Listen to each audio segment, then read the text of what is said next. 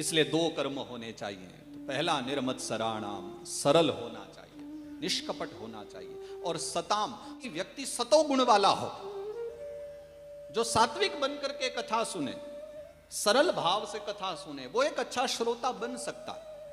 क्योंकि देखो, आप जब भी दवाई ग्रहण करते हो किसी बीमारी की, तो सभी डॉक्टर और सभी वैद्य जी प्रायः ये कहा करते, बोले भाई दवाई तो ठीक है, पर दवाई के साथ परहेज जरूर करना पड़ेगा। अगर परहेज नहीं करोगे तो दवाई लाभ नहीं करेगी। तो जो डॉक्टर साहब बोले वो छोड़ना भी पड़ता है। तो भागवत के जो मंत्र हैं वो दवाई हैं, पर जो विकार हैं उनको त्यागना ही पड़ेगा, क्योंकि वो सबके सब परहेज है। और जब तक परहेज को त्यागोगे नहीं तो दवाइयां लाभ कैसे करेगी। अब हमारे तो ऐसे ऐसे एक व्यक्ति मिलते हैं कि बताओ वो परहेज भी क्या करें। कि एक व्यक्ति थे, वो अपने घर में आए दवाई लेकर, और दवाई लेकर धर्मपत्नी जी के पास आए, और धर्मपत्नी जी को दवाई दिखलाई कि डॉक्टर साहब ने दवाई दी। तो धर्मपत्नी ने खुद ही पूछ लिया कि दवाई तो दे दी है, लेकिन साथ में कुछ ना कुछ परहेज भी तो बताया होगा, कुछ परहेज भी तो करना पड़ेगा।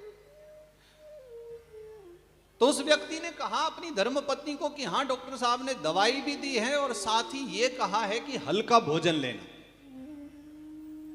अब आप हल्का भोजन तो समझते होंगे कि हल्का भोजन क्या होता है, साधारण भोजन। डॉक्टर साहब ने कहा है कि हल्का भोजन लेना। तो उस व्यक्ति ने अपनी धर्मपत्नी से कहा कि तुम एक काम करो, हल्का भोजन बना दो।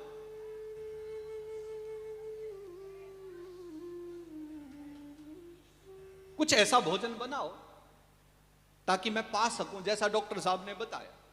तो धर्मपत्नी बोली ऐसा है कि मुझे तो खबर नहीं है कि हल्का भोजन क्या होता है, सो आप ही बता दो भोजन क्या है, क्या बना दो। तो उन्होंने कहा सबसे हल्का क्या होता है वही दे दो। डॉक्टर ने कहा हल्का खाने को, तो उसने कहा कि रोटी बना दूं। बोले नहीं, रोटी तो पानी में डूब जाती है, उस हिसाब से पानी ज्यादा हल्का है। तो बोले फिर पानी पी करके रहोगे, वो कैसे? बोले नहीं, पानी के ऊपर तेल डालो तो तेल ऊपर तैर जाता है।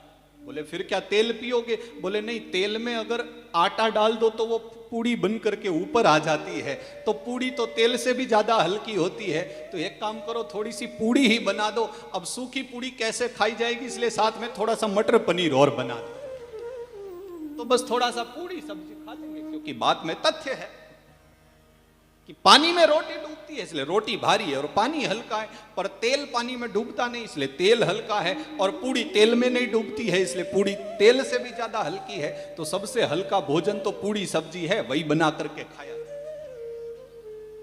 परहेज करना बहुत आवश्यक है। भागवत के मंत्र लाभकारी हैं। ये आत्मा की शुद्धि के लिए सर्वोत्तम ग्रंथ है।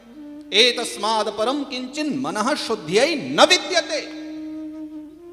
अगर भागवत के द्वारा भी मन की शुद्धि नहीं हुई आपकी, तो समझ लो संसार में और कोई ग्रंथ, कोई उपाय ऐसा नहीं है कि जो आपके मन को शुद्ध कर सकता। एतस्माद् परम किंचन मनः शुद्ध्यै न विद्यते। पर ये दो परहेज करने पड़ेंगे, एक निर्मत्सर होना पड़ेगा, एक सात्विक होना पड़ेगा। और ये दो भाव लेकर के फिर आप कथा में प्रवेश पाओ।